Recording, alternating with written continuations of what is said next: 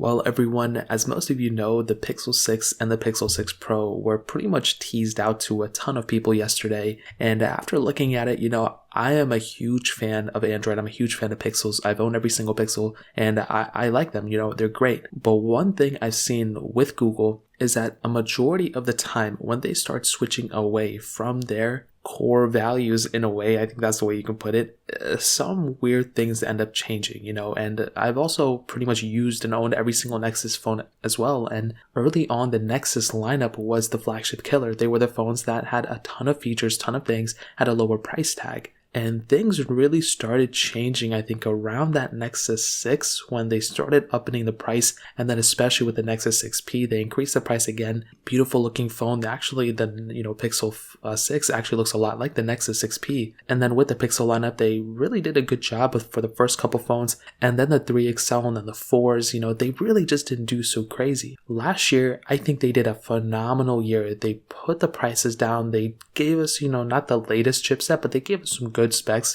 for a cheaper phone. And overall, I was so happy with the Pixel lineup last year. This year, first of all, we haven't even gotten a Pixel 5a if they're even going to make one. Last year, we got the 4a before we got the 5. But the other thing is that there's a lot of, things coming out about people who are working on the Pixel or people within the Pixel lineup who are talking to a lot of people outside the media. And they're saying, the Pixel 6 is going to be a pricey phone. Now, coming from this, predecessor, which was the Pixel 5, is very weird that, they can make their own in-house chipsets and all these things and, increase the price tag. I understand there's a lot more that goes into a phone, but there could be a point where, they may have the best phone in the world, but the price tag may actually deter people from picking up this device. Now, if I'm going to assume, I will probably say they're going to be around iPhone level prices. I feel like they're going to be maybe like $1,000 for the, standard Pixel 6, and then maybe $1,099, possibly even $1,150, maybe more for the Pixel 6 Pro. Now, if that ends up being the case,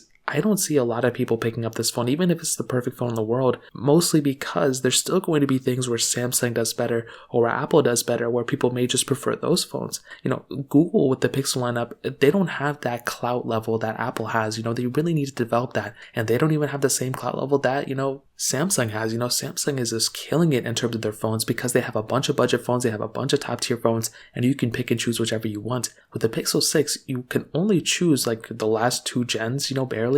And then once the 6 comes out, I don't think they're going to sell the Pixel 5. And when you look at another phone that's kind of in the same, realm, which is the OnePlus phone, the biggest thing with that phone and the make or break it thing was the price tag. With the 9 Pro, with the 8 Pro, they just started increasing the price tags over time, and less people bought it, and less people were just even interested in that phone. Now for me, I'm still going to buy it, or they're going to send it out to me, either or, but if I had a word of caution, I've seen this time and time again, even with the Nexus and Pixel lineup, they increase the price tag and it just isn't really that crazy big of a thing.